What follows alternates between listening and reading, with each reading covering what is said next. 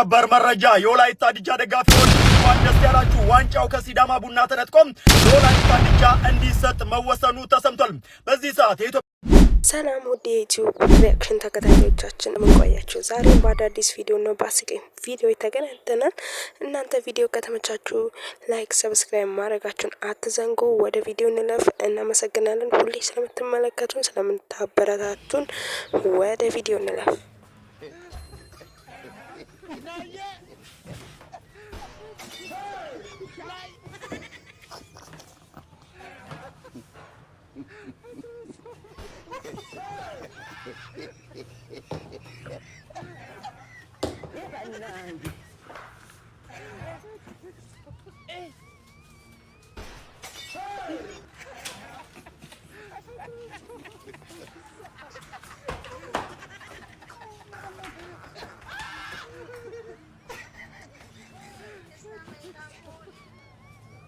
Mazima.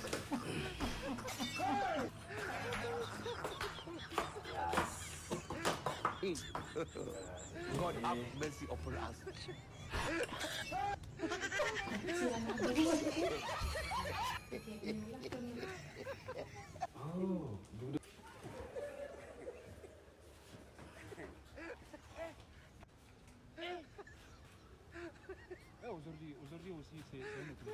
ጉድ ከደሞዝ በኋላና ከደሞዝ በፊት ይመቻችሁ። ትናንትና ማታ ከጣራ በላይ ስታሽካኮ የነበረው የኔ ስንዱ ቤት ስታዲየም መሰላችሁ? በተከራየነው ቤት ነጻነት እንፈልጋለን። የኔ ቼኩቬራ ቼኩቬራን አይናገሩብኝ። ቼኩቬራ ማለት እኮ የነጻነት አባት ታጋይ። ክፍታፍ አፈና አትክፈት። ቼኩቬራን አይናገሩታ። የኛ ታፈነን መኖር አንችልም። ነጻነት እንፈልጋለን። ታዲያ ነጻነት የፈለገ ግቢውን ለቆ ውልቅና ይኬዳል። ሂድ በቃ ሂድ። እንዲህ ነች ሙጀሊያም መልስ ትሰጠኝ።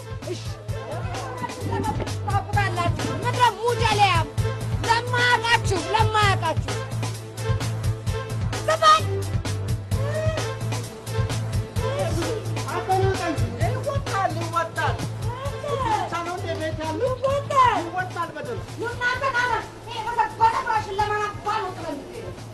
ይታኙበት ከከነሽና ምድረ ሙጀሊያም እንዲህ ነችና ስንዱ ታኝበት።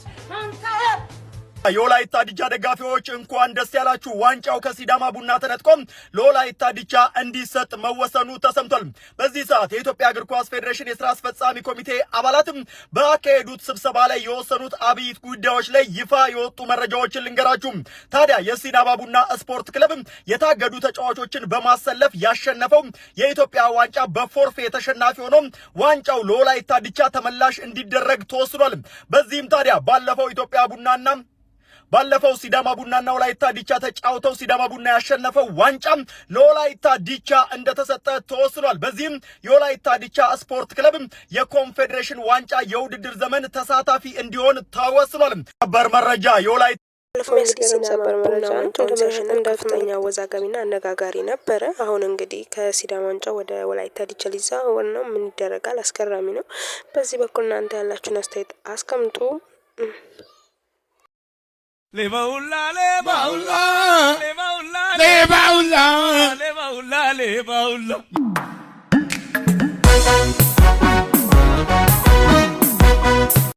ቪዲዮዎችን እስከ መጨረሻ ስለተመለከታችሁ እናመሰግናለን። ለቀጣይ አዳዲስ ቪዲዮዎች እንዲደርሳችሁ ሰብስክራይብ ማድረጋችሁን አትዘንጉ። ቻው።